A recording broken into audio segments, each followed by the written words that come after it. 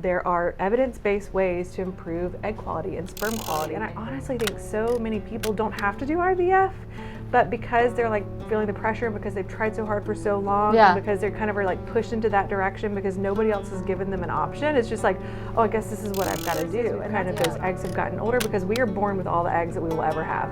And so they get older, just like we're getting older. And so we also have to think about like, what are we doing to our bodies that may impact our ability or our children's ability to have a baby in the future, or do we want to be a grandmother one day? That's wild. So there is such a lack of support and education for women who are in a really stressful and intimidating time in their life. And so I just knew that the traditional healthcare model did not have a lot of opportunities for me to have a work from home job. I've always loved nurses. I love nursing, and I love the holistic approach with nursing that a lot of times you don't get in medicine, which is, okay, if I'm going to discharge this patient and they can't walk or they can't open like their pill bottle, like how are we going to troubleshoot that? Well, Katy, thank you for coming on. Absolutely. Why don't we start with you telling us about your business? Yeah, so I started a business a couple of years ago after seeing a big kind of need in healthcare as a fertility consultant. So my background is working as a nurse practitioner, and when you go see an OBGYN or your midwife about like your prenatal care, they're great with prenatal care and doing your pap smears, but when it comes to fertility and looking at what can be improved, they just don't really have the time, and a lot of them don't have the education. And then by the time you meet with like an REI specialist or an IVF specialist, it's kind of you're on that track, and that's what they do very well. They help you get pregnant via IVF or IUI. And so I really wanted to kind of fill that void of looking at those people who maybe are having a hard time getting pregnant, or they want to do everything they can to get pregnant with a healthy pregnancy, and kind of still take a medical approach, but also a functional approach, looking at what's going on with your body, what kind of things do we need to address before getting pregnant to improve the outcomes and have less of a need for IVF or IUI and some of these artificial reproductive technology options that people have, which are so great, but I feel like a lot of people get fast-tracked into that, like myself. And so now I do one-to-one consulting for women, couples who are either wanting to get pregnant, struggling to get pregnant, and then I help people that are undergoing IVF or freezing their eggs on how to get better outcomes, more eggs, more high-quality eggs, and help people in that space. Okay. Yeah. And so your background is in nursing. How long are you still a nurse? So I was a nurse for 5 years, and then I've been a nurse practitioner now for 8 years. So I'm still a nurse practitioner, but this role is kind of different because I'm looking more at overall health and not just fertility stuff. Okay. So it is still using a little bit of both things. Okay. And it's called Katy Poole Wellness. Correct. How long ago did you start this business? About 2 years ago. So we moved into our house about 2 years ago.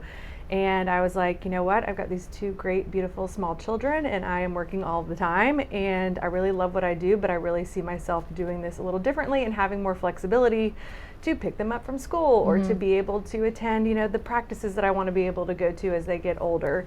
And so I just knew that the traditional healthcare model did not have a lot of opportunities for me to have a work from home job. And I've seen my husband start a business, and I was like, oh, if he can do this, like there's like a meme or a reel, it's like, boys can do it. If boys can do it, like I can do this. So I was like, you know what, I just want to start my own thing and really help people that I don't feel that the traditional healthcare system is currently kind of taken care of. Okay.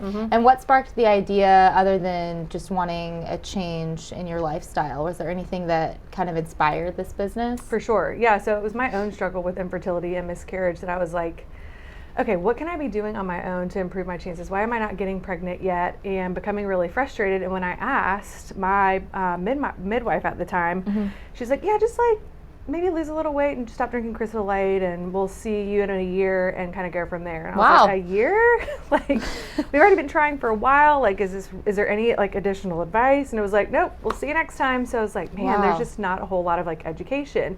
And again, they're seeing 20, 30 patients, or, you know, diagnosing breast cancer and doing these things that they don't have the time to spend and review labs. And I was going to school at the time to get my doctorate and really started pivoting my research to determine what can be done, and like understanding, I started reading these books about there are evidence-based ways to improve egg quality and sperm quality, and there was no education or hey, Katie, read this book or check this out. And so I just started kind of absorbing everything and taking it all in. And I had some friends that were undergoing IVF and egg freezing at the time, and they were super overwhelmed with the process. They're like, I don't know how to reconstitute a medication. I don't know how to like pull this stuff up. I'm reading these directions and it seems like there's some inconsistencies for what I've been given versus the instructions that I was given. And so I was like pulling out my, nursing school book of what kind of shots do you need to be giving and what type of shot is this, and we're pulling things out on how to reconstitute their meds. And I was like, man, there is such a lack of support and education for women who are in a really stressful and intimidating time in their life. For sure. And so that was kind of all around the same time. Yeah. And there's not even really any classes about that, because they have like, I feel like breastfeeding's come a long way, where there's a lot of support for lactation and breastfeeding. There's a lot of support for like postpartum. Correct. Not enough, but there's a lot. Some, there's more than there was 5-10 Sure. years ago. Yeah. And so I feel like I don't know that I've ever seen it support or any kind of class that kind of walks you through that. And it's, I mean, even the stuff you're talking about, I don't even know what that entails. Right. So what is some of that evidence-based things you can be doing as far as improving your egg quality and improving sperm quality? Yeah. Can you let us know just kind of what those are? Sure. Yeah, so as we get older, we have poor quality eggs. So the ability for your eggs to transfer your DNA to an embryo become more challenging because there's just not as many resources. Those eggs have gotten older because we are born with all the eggs that we will ever have. And so they get older, just like we're getting older. And so there are certain, and there's also certain underlying health disorders, so like PCOS, endometriosis, autoimmune disorders, that kind of strip your body of some of the nutrients and the vitamins that you need for proper fertility. So a lot of times what I'm doing is an assessment to make sure lab work looks good and making sure that kind of overall health is looking good. Because if we have certain deficiencies, especially after being on birth control for a long period of time, so when you're on birth control for a while, it can deplete you of like zinc and selenium and certain things. And so we want to make sure that those levels are appropriate before trying. Because if you're trying to conceive and we don't have enough of these kind of levels being topped off, we're more likely to have miscarriage because we're less likely to be able to pass on that genetic information. So we're more prone to having genetic abnormalities, which can lead to miscarriage. So there's also certain supplementation. So for instance, CoQ10 is a great one for sperm quality and for egg quality. Because again, as we get older, the ability for, at a cellular level, for that ATP and for the mitochondria to work and be able to pass that on, it needs extra energy. And that declines over time. It declines and it's not as functional. So you want to kind of provide extra support. And we're also kind of looking at your age. So depending how old you are, depending on like your glucose sensitivity, depending on any sort of underlying issues, we know that there are going to be certain deficiencies associated with that. So we want to make sure that everything is kind of working appropriately. But also we talk a lot about like toxin avoidance and kind of decreasing toxin exposure, because there are so many toxins in our world now. And we're seeing that people that are more exposed to BPA, which is a kind of microplastic type thing, those babies are being born with, like the boys are being born with smaller penises and with breast tissue because the way that we are eating and the way that we are kind of moving around in the world, we're exposed to all of these different toxins and they are negatively impacting embryos and our babies. Wow. And for like, we're even finding that women with PCOS and endometriosis, a lot of times we're now thinking that was related to what our moms ate. So while we were in utero, we were exposed to probably, our moms were in that like fat-free time, right? So our parents' generation smoked cigarettes and drank alcohol while they were pregnant. And then our parents went for like the fat-free diets and were high sugar and not really taking care of themselves in a way that we now know is negatively impact the health of our babies. And so we also have to think about like, what are we doing to our bodies that may impact our ability or our children's ability to have a baby in the future, or do we want to be a grandmother one day? That's wild. So it's wild to think about. Yeah, so a lot of that kind of education. And then there's little stuff too, like, making sure you're not using a seat warmer as a man. Like that's going to negatively impact sperm quality because that prolonged heat around the scrotum essentially is negatively impacting the sperm. And so if somebody's doing that all the time, sometimes like, oh shoot, like I didn't even realize that this could be why I had a bad semen analysis. Yeah, exactly. Yes, you got to keep them cooled off. So yeah, just kind of looking at your lifestyle and what your habits are and kind of understanding so that you can make those proper changes. Okay. Is there anything specific in the environment that are common toxins that you would recommend avoiding? Yeah, so I usually will, plastics are a big one. So trying to never microwave your plastic containers, switching to glass containers is a big one. But even getting more kind of nitpicky than that is having like a plastic colander. If you're putting your hot boiling water into a plastic colander, that plastic can leach into your food. Okay. So that's kind of one of the big ones. I usually recommend a water filter, a high-end water filter, because we do have a lot of extra chemicals in our water that are not great for fertility, and we don't know what's in it. So that's the other thing, is that you can't always know. So that's another big one. Making sure you're changing your air filters regularly, because we want to reduce the amount of kind of fine particles and things that can be, coming into the house from gas and exhaust, especially in big cities for women who live in New York, and they're kind of exposed to more trash in the air, essentially. Sure. So kind of looking at that type of stuff are some of the big ones that we kind of initially look at. Yeah, there's a lot of lead around Chattanooga, and so they're digging it out. They had to dig out, when they were building something over there, they have to dig everything out of the ground. And the city is paying for it, but it's still a huge undertaking. And also kind of like, why is there lead everywhere? Why is there lead everywhere? And is it getting into our water sources? How is it creeping in? So sometimes I'll do like heavy metal screenings for certain people that like have funky labs that come back. It's like, why is this like copper low, or why are certain things coming back abnormal? And sometimes people do have heavy metal exposure that they may or may not know how or why. I mean, if you are a chemistry professor or you are somebody that works in a lab, like we know that you may have some additional exposures. Sure. But just like everyday kind of people that don't have that, it's like, what is going on? And it could be in your environment. Yep. Okay, so you're 2 years in. How is your business going after 2 years? What does your client list look like? How many clients do you have on currently? Right now, I think I probably have like 10 consistent clients that I'm meeting with weekly. Any repeat clients? Well, kind of, actually. I have a woman who I helped her freeze her eggs years ago, and now she is revisiting doing that again and kind of undergoing IVF in the next round. Wow. So that's kind of come full circle. I've got other clients who have gotten pregnant and they want to do it again, but now they're a little older. So they maybe like have taken a class or done a deep dive, but now that they're a little bit older, it's like, oh no, I know that my chances of getting pregnant are going to be lower now, and not as great. So it's like, how do we start again and do that? But I'm looking at doing a platform that goes to support women while they are pregnant as well, just because it's nice to have somebody that you trust that's like, hey, is this normal? Like, do I need to reach out to my OBGYN about this? Am I freaking out about this? Or is this something that like I should wait for? And so I feel like that has been a new kind of component, is when my clients are getting pregnant, they're still like, oh, I still have some questions. Like I still kind of want to be in your orbit. And so I've done like a monthly subscription program too, where I don't meet with them quite as regularly and aggressively of being like, we need to change all of these things.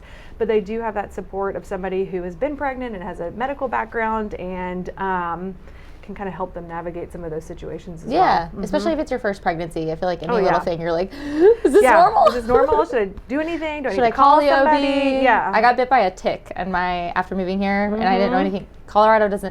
I never encountered ticks in Colorado, even in the Rocky Mountains. Yeah. And so we all have had ticks since living here. But I had one on my back, and I freaked out. And it was fine. My daughter's fine. But I called my OB, and it's like, you have to call, and then you have to wait for them to call back. And I'm sure it's very low on their priority list. So it's kind of nice to have like a doula or just an extra person that you can reach out to who's in the medical field, who is aware of what's normal and what's not. Right, exactly, and can make the decision. Because I think too, when we go to Google and you type in like the first thing that too much information. Yeah, it's too much information, and you're not getting good sources, and you're looking at what ChatGPT is like put in for all of the internet. And so it's helpful too to just be like, hey, I'm just going to reach out to this person who knows how to kind of go through the evidence. An actual human being. Yeah, is this good or not good, and have those resources. So yeah, it's kind of just nice to have somebody to call. And do I need to get this stitched up on my kid, or is he going to be okay? Yeah. You know, just kind of all those things that it's just nice to have a second opinion on. Yeah, I'm sure. Yeah. I'm sure you get asked a lot when people find out you're in nursing, random medical questions. Yeah. Oh, I've seen a lot of things I didn't want to see that people have told me, and have been told a lot of secrets I didn't want to be exposed to. Oh, boy. When you tell people that you're a nurse or a nurse practitioner, it's like, well, let me tell you about this weird situation I had. I'm like, oh, Let me great. show you this Here we mole go. on my back. You're like, no. What do you got this rash? Or, yeah, exactly. All kinds of stuff. Very fun. Yeah, exactly. Okay, so did you grow up in Chattanooga? I did not. I grew up in Bethlehem, Georgia, which is close to Athens. But my husband is from here, and when we met, we were both living in Atlanta. I was going to nurse practitioning school. He was a teacher, and I was like, this is not going to work for us long term. Like, living in Atlanta and you being a teacher, this is just not going to be our trajectory. So he was like, you're right. I don't even like teaching. Like, these kids are driving me crazy. So he moved to Chattanooga 6 months before I did to start his business. So which is Chattanooga Floor Care. Okay. So he started that. His dad kind of had that as a side hustle when he was growing up. So he'd do that occasionally. And he was like, I think I'm going to turn this into an actual, like, full-on business. So he's been doing that now for about 10 years, I think. Okay. Wow. Yep. And then you mentioned some kids. So tell me about your family. Yep. So we have a 5-year-old and an almost 3-year-old. And they're great. They're wild, 2 boys. Okay. And they go to daycare right around the corner from us. It's Nice. been great. I really admire stay-at-home moms because their patience is truly unfathomable. Yes. I tried to do it. I couldn't do it. Yeah, it's very challenging. It's nice to find, at least why I do what I do, is to find like the middle ground that works for you. Like It's kind of like a spectrum of like fully at home, fully at work, and I kind of like to be somewhere in the middle. And so that's why I've set up my business how I've set it up. Absolutely. Where like I can go to the games or pick them up from school every day. Their school is super close to our office. Like it's convenient. But it's what works for you, right. You know? Totally. Okay, and I guess what would you say, being a working parent, what would you say are your biggest strengths when it comes to working and maintaining your family life? Yeah, so I think that's very challenging for sure. I think that we have found through trial and error, like what works best for us is over communication. So for me, like if I know that I've got a podcast this afternoon, or if I've got a meeting that's going to run late, or if I've got a board meeting, whatever I've got, or a late client meeting, I just send my husband Matt a calendar invite, and it just says, hey, I've got this meeting, I'll be late. And so then when Matt's looking at his calendar and he's like, oh, can I do this meeting, or can I go to drinks after work, or what can I do, like looking at his schedule, it's like, oh, Katie's already going to be late that day. Like, we already know one another's schedule. We kind of know like the basics of, you know, when we leave and come back, but after work, that's been really helpful. Yeah. So over communication, and then talking at the beginning of each week. So on Sunday or first thing on Monday morning, it's like, okay, what do you have? What do I have? How do we need to kind of schedule babysitters? Do we need babysitters? Because typically I'll drop off kids in the morning just because my schedule works better for that. And then Matt will pick them up in the afternoon so that I can get home first, ideally, and kind of start cooking dinner, unload the dishwasher, like doing those things and having a few moments alone to like do those tasks. Yeah. That become a lot harder when you're like breaking up a fight in the background. Yeah. You know? It's like the first half of your day or the first part of your day is work for working parents. And then so we're the opposite. He drops off and then I pick up and I start my day, and I can work from home a lot. So I start my day when they leave. I'm like, okay, get started. Yeah. Let's go. And then I pick them up. But when you leave to go get your kids or like re-interact with your kids, re-engage, it's like resetting, and you kind of have to like gear up for the next phase of the day. And it's a lot. There's a lot of energy happening. Right. Well, that's what my girlfriend calls it. She's like, you've got the 9 to 5 and then the 5 to 9. So you've got like the 5 to 9 is way more intense. Whoa, way harder. 5 to 9. Yeah. I remember I used to work out at Vive downtown. I loved them. They did a great job. And he was like, this is the hardest part of your day, like waking up at 5 a.m. I was like, oh no, it's not. This is the best part of my day. I got somebody telling me what to do. I don't have to think. I can show up and do exactly what I need, work myself like out Nobody's really asking well. for anything, Nobody's for you to do anything. questions. You don't have to wipe any butts. No, it's so easy. So I think that's just kind of funny how your perspective changes after you do have kids, and it's like, whoa, I'm way more capable of like taking on so many more things that I just never knew that I could really do. Yeah. But you have to do it. You gotta get it done. You just adapt and dive head first. Exactly. That's the way only to way do to it. do it. Yeah, just figure it out. Yeah, sink or swim, basically. All right. Okay, well, opposite question. What would you say are some challenges or your biggest challenges when it comes to being a working parent and then maintaining your family life? Yeah, I think that my biggest problem is not being able to delegate well. Like, organization is my strong suit, but I overdo it. Like, I just never want to run out of diapers. I never want to run out of wipes. I want to always like make sure that we have everything ordered and that our meals are prepped. So I stay really tight with the routine and really organized.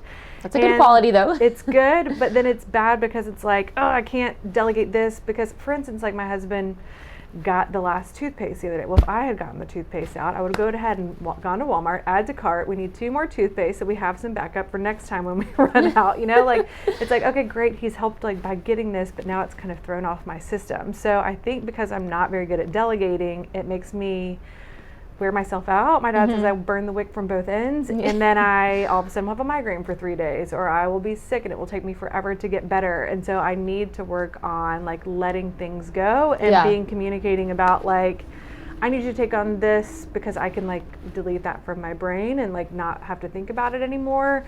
But that part is definitely my challenging part, is to not do it all and to figure out how to ask for help. And the thing is, we've got like a great support system, like, but I just don't want to bother other people. I don't want other people to feel responsible for our crazy hectic schedule. Yeah. And so I think that that's probably my weakness, is not asking others for it's hard to let go assistance, for sure. That I feel like I'm better at it on the home front than I am on the work front, but I think I've had to adapt with each kid, and now with 3 it's just a zoo. And a zoo for but sure. With 1 I feel like I was really controlling, and then when my daughter came and I went back to work at the same time is when I had to like let go. Chill a little bit. And so Ross, my husband, has taken on certain things like grocery shopping.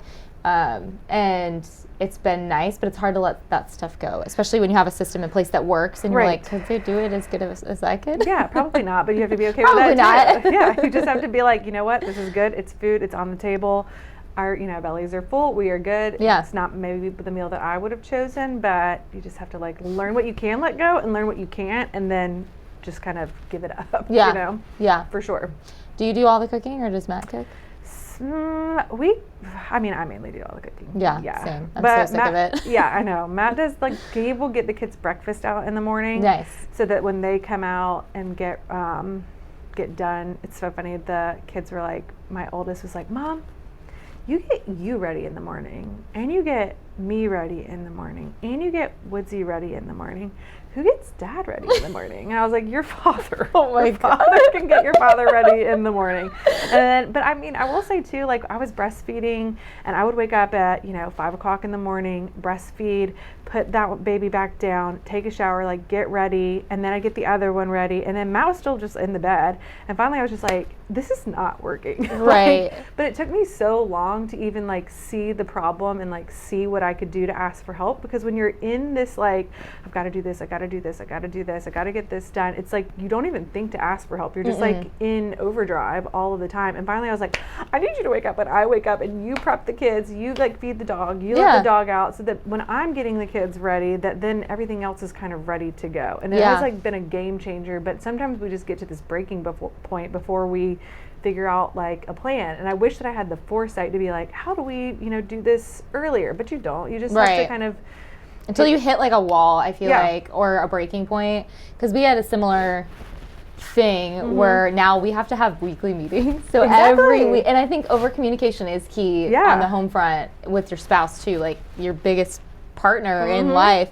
And so we have to meet every week, and we have like business items that we attend to because we work together, and then we do personal stuff, but we have to because like our schedule it just gets hectic. And then same thing in the morning, it's like, okay, what are you taking on, what am I taking on, who's doing this day? But if you don't talk about it, I don't think, at least for my husband, it never registers in his head. And so, but again, like I can't be mad at him for not understanding, like, why is she doing all this stuff in the morning if he's not doing anything?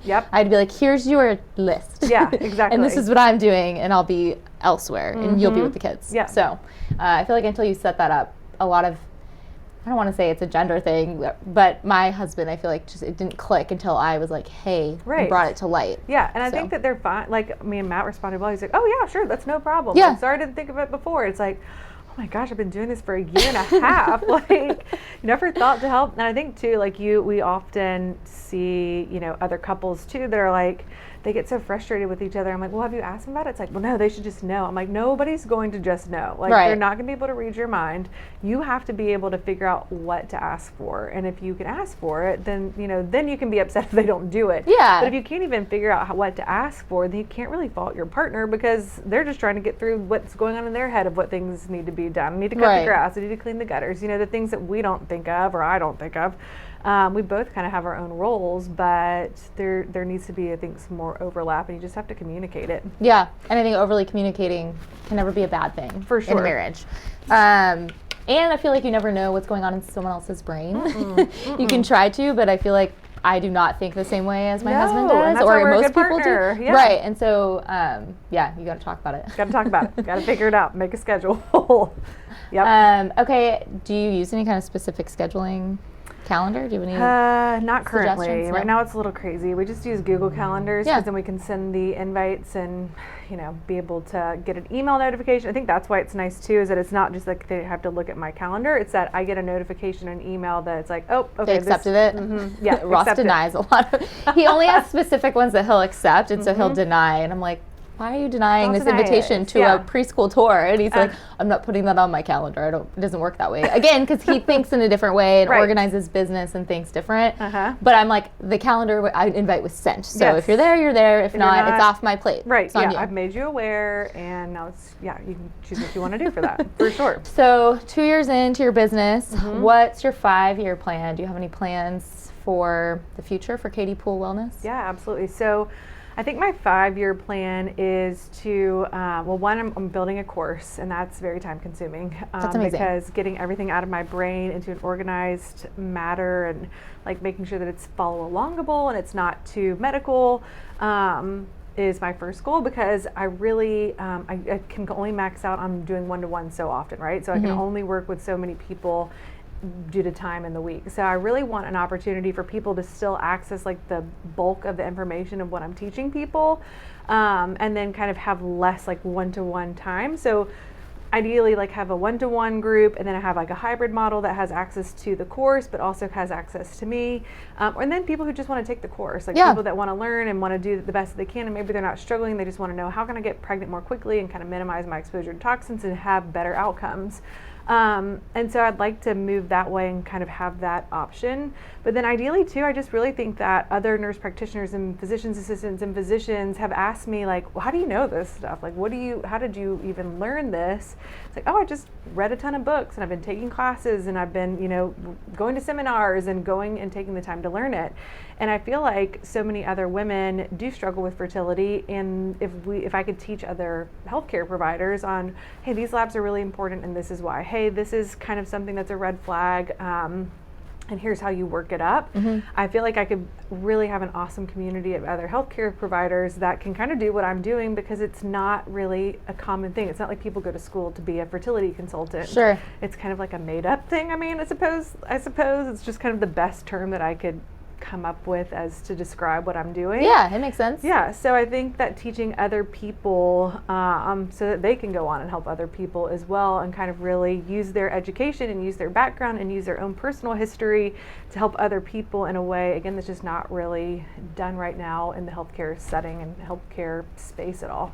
Yeah, so when you do IVF, I don't know if you'll know the answer to this, but so when you do IVF, are there people that kind of coach you through it? Because you're kind of like bridging the gap, I feel like, between IVF and fertility doctors, and then healthcare providers, or an OBGYN or a midwife. You're kind of, I feel like it's bridging the gap between that for people who aren't paying to do IVF directly, but they want to just work on their fertility, correct? Or learning how to freeze their eggs to take that next step. So when you do IVF, is there somebody specific who does that, but you have to pay for the IVF service? So if you do IVF, usually you're going to be in contact with your physician that is kind of overseeing your medication and your protocols and all of your hormone injections. And then you're also going to have somebody within that team who's like helping you do your insurance and helping you understand your billing and how to get your medications approved. And then you also probably have a nurse or like a team of nurses that are specifically assigned to your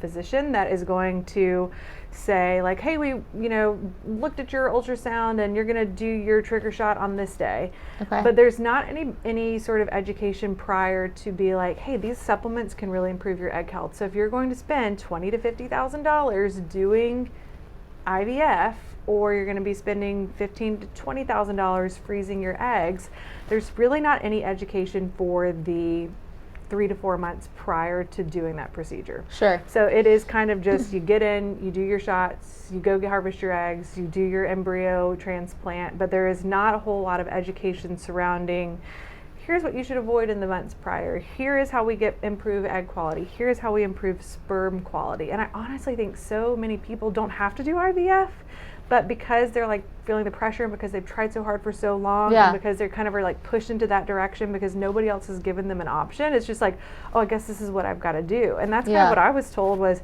hey, you know what, you haven't gotten pregnant, it's been 3 months since you've tried Clomid, you're going to IVF next. And I was like, oh, okay. Wow. And then we got pregnant like 1 week or 2 weeks before our IVF appointment. And so I feel like there is like so much room for education. I feel like when I talk to people, when they are telling me some of the things that they've tried and done, I'm like, oh man, this is not good. This is not good research, or good. Whatever your aunt told you is just not great. Like, so I just feel like there is so much room for improvement, and that could really save people's wallets, save people time, save people so much stress. And then if they do have to go that IVF route, they have so much better results because they are putting in the time and they're making the changes before doing that. So my clients get more eggs, they get more high quality eggs that survive, they get more embryos because they are doing that front end work, so they're more successful and they're saving money in the long term. And that's where I try to tell people too, it's like, you don't want to do IVF 3, 4, 5, 6 times. Like if we're going to do this, like let's try to do it once and be done with it.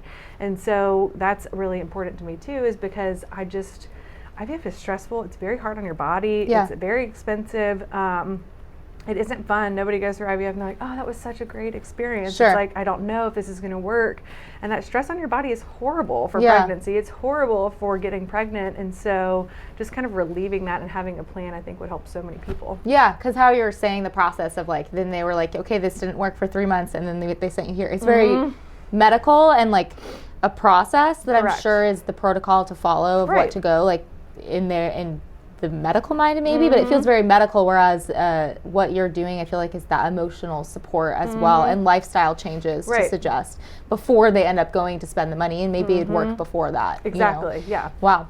That's really cool. Yeah, so it'd be nice too if like people are like, hey, I'm thinking about getting pregnant. It's like, great, go take this course. Like go learn what you can be doing on your own. Like when you start thinking like, I want to have a baby in 2025. Okay, when do I need to come off birth control? I don't know. Do I just come off and think I'm going to get pregnant right away? There's just not a whole lot of education around that. So it would be nice if that like became standard in healthcare. It's like, how do we support mom and support dad to really make some changes if you want to do that? I mean, some people get pregnant at the drop of a hat, right? So like some people don't have a problem, but as we are having families later and later because women are prioritizing their career or because we are more picky about partners or whatever it is, as we get older, it just gets harder. And so you just want to kind of be proactive if you know you want to have a family sometime. Yeah.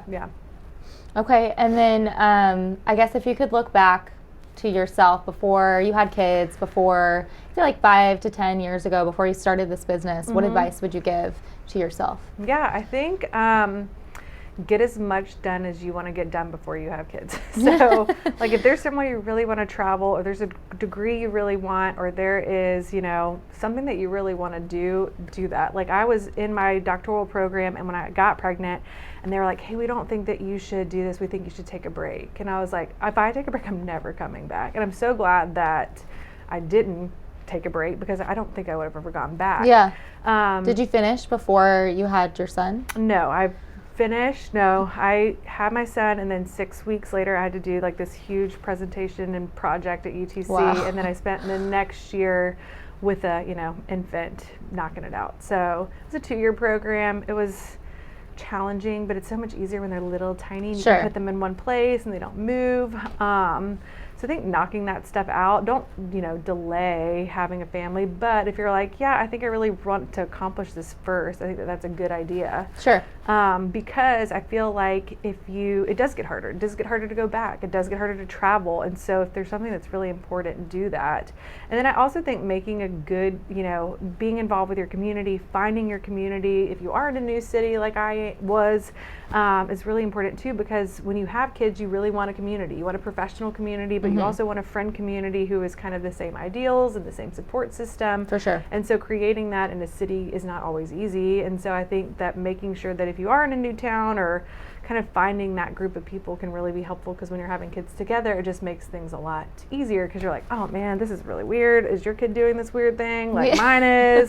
So it's nice to have people that are local that you can kind of troubleshoot and get together with and let your kids play, so that you're not having to parent so aggressively. Entertain them 24/7. Right. Yes. Yeah. Okay, and then what advice would you give to somebody who wants to start a business, not necessarily the same as yours, but maybe in the same general field? Yeah, so I think one thing that, being a nurse and then a nurse practitioner, like our mindset is that this is our trajectory. Like we go to school and we become a nurse, and if you want to be a nurse practitioner, you can, but like it's always kind of anticipated that you will either work for a big hospital system or a doctor's office or a physician. Like there's not a whole lot of entrepreneurial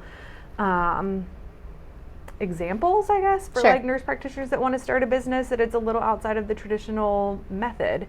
And so I think that if you feel really passionate about something and you feel like you can help people in a certain way, don't let that just tradition be a stop for you, because there are ways around it. There are ways to make things work. And if you see a need, other people are going to have that need as well. And you can really change your community and change the health of others and change the trajectory of others if you're really good at something. I mean, and that I feel like because of how the healthcare system is set up, you can kind of pigeonhole yourself. And so having the confidence to ask questions and to tell people what you're doing, and to troubleshoot, is this a good idea? Do you think that this is a business? I think asking lots of questions and finding mentors is really important, and kind of using those community resources can be very helpful. So I work with the Tennessee Small Business, I'm gonna mess it up, group here. Okay. And they have like free business coaches, and like they can tie you in with other people who are doing similar things or help you get loans. And so asking for help and not just feeling like, oh, that's not something nurses do, or that's not something NPs or PAs do.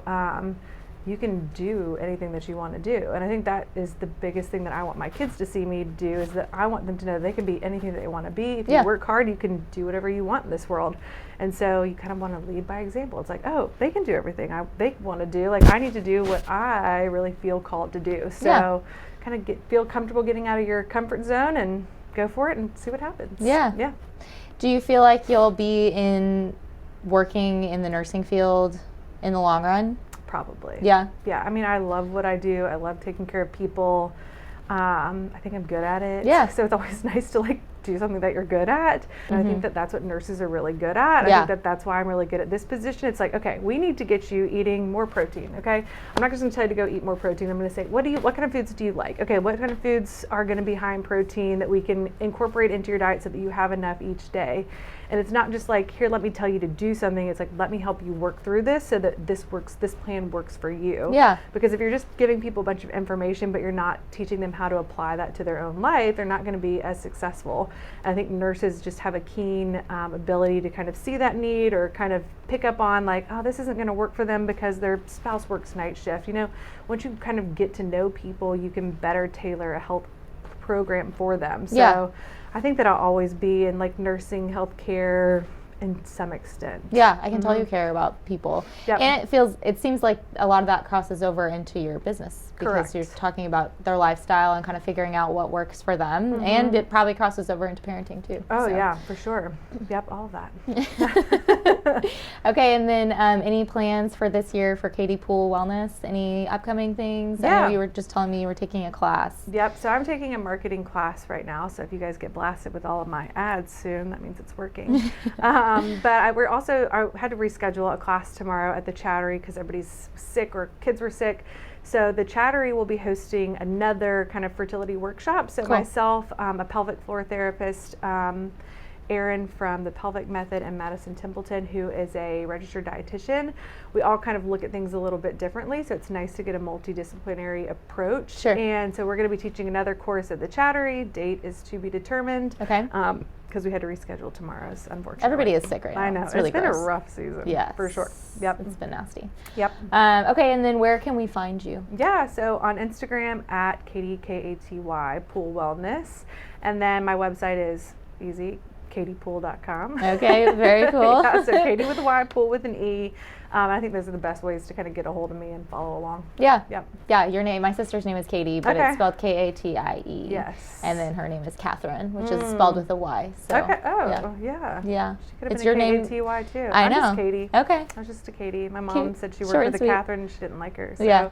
she liked Katy but didn't like the Catherine. So here we go. Yeah. Yeah. Love it. There's a lot of different ways to spell Catherine, I feel like, versus, well, both. Katie. Yeah, C, there's Catherine, the C Katies, the C Catherines. I, Y, The A, the E. D, Y. Yeah. Yeah, you can just get real creative with it. It's a lot. Yeah, for sure. Especially when it comes to Googling. It's like, how do I spell this person's name? Yeah. So, yeah, Okay. Katy. Okay. Yep. And then, do you have any questions for me? Yeah, tons. Okay. But how much longer do we have? You can ask. I mean, we'll see. Let's see. It's 2:04. You can ask me a few questions. Okay, so what are your best tips then for managing a life with 3 children, which I have no idea how you do that. It's a zoo. And communication, like what are your tips and tricks for communication with your husband and like making it all work as best as you can? Okay, well, my tip with 3 kids, learning to roll with stuff. Yeah. And definitely building a community, because we moved here, I didn't know anybody. Okay, right. Colorado, correct? Yeah, okay. so, and I was pregnant, and I feel like it's really hard to make so friends when yeah. you're pregnant.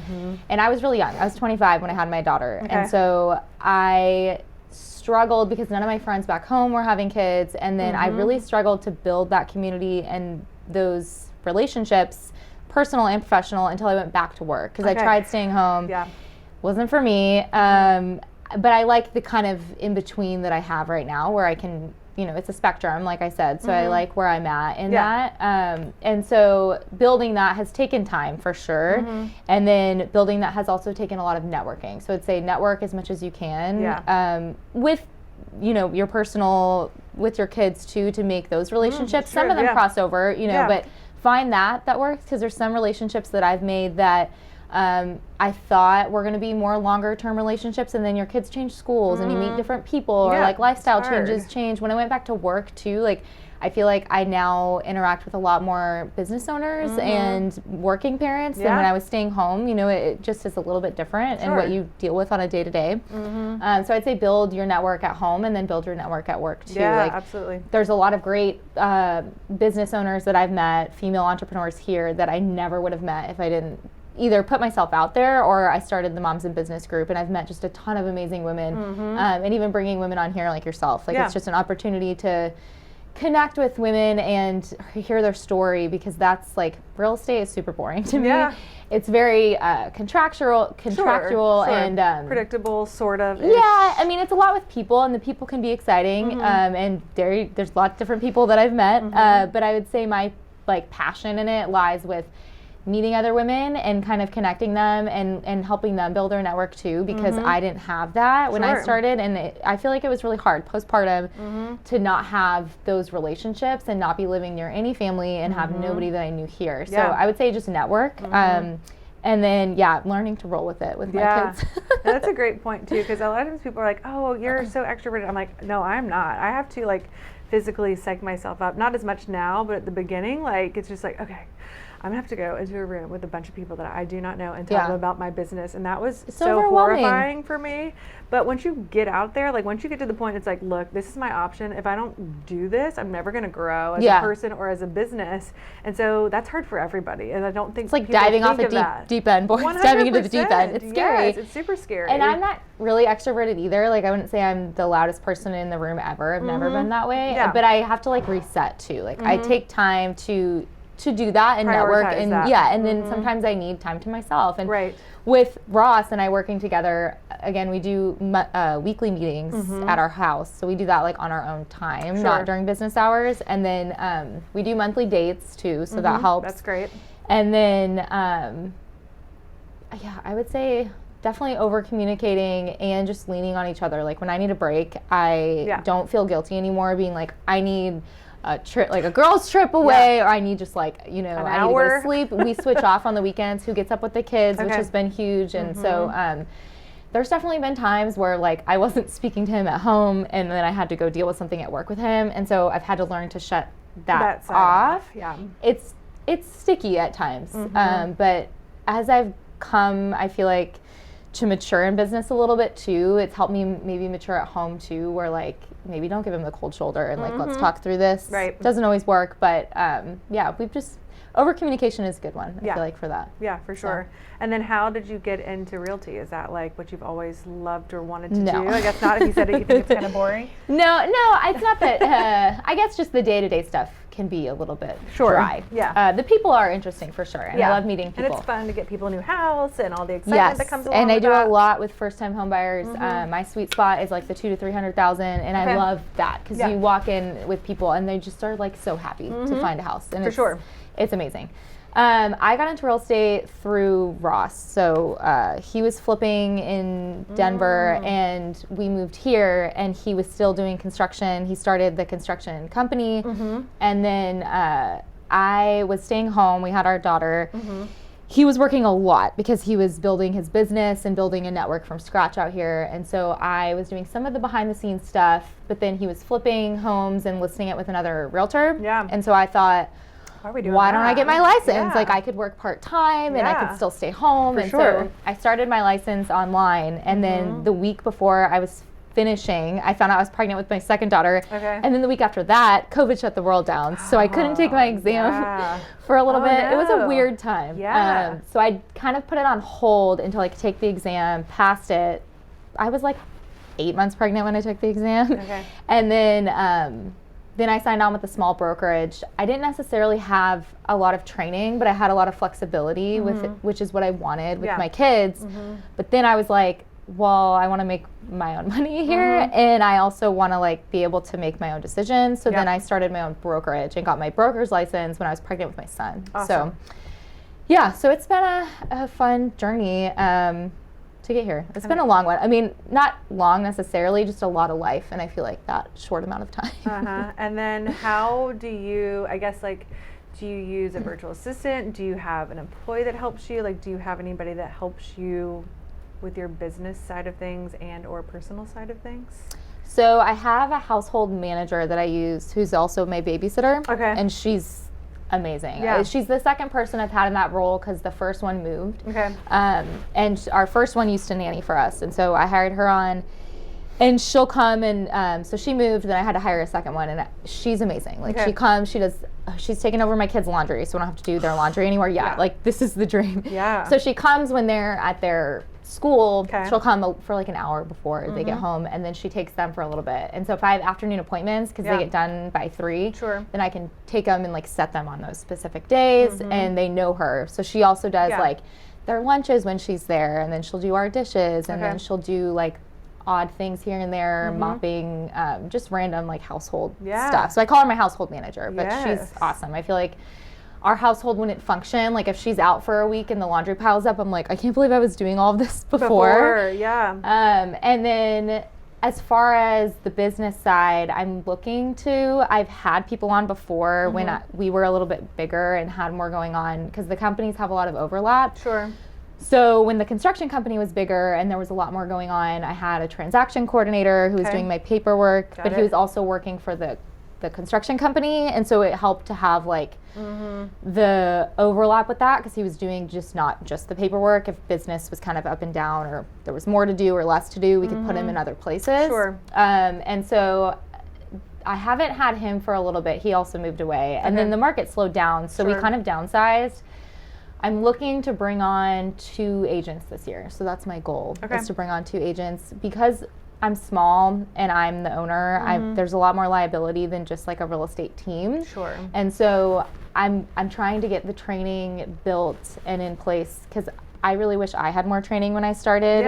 But I want people to come on similar to how I was, who want to work part-time but be able to be with their kids when they need to. And then as their kids get bigger, they can take more on. And maybe they'd go to another brokerage. But I want to be able to offer the lead generation and the training that other brokerages offer that don't offer the flexibility. Okay, yeah. So that's what I'm building right now. Love that. Yeah. That's awesome. Yeah. Yeah, just bring other people up to be like, here's another way that you can do this. It doesn't have to be so like black and white. There's other ways to navigate this industry. So yeah, really and cool. it is what you take on. I mean, you know, sometimes I work on weekends when I don't want to, and sometimes, you know, like 3 days after my son was born, I had a closing, but I didn't have to physically be there. I just had to be on my computer, and so, you know, it is what you make it. The more you take on, the more you get out of it. But if you want to do a deal or two a year, like, I think that that's great. If people want to just have that income for their families, or maybe their husband is in construction like mine was, and they want to keep that money in-house. So that's kind of the goal. Absolutely. Or family members, or just,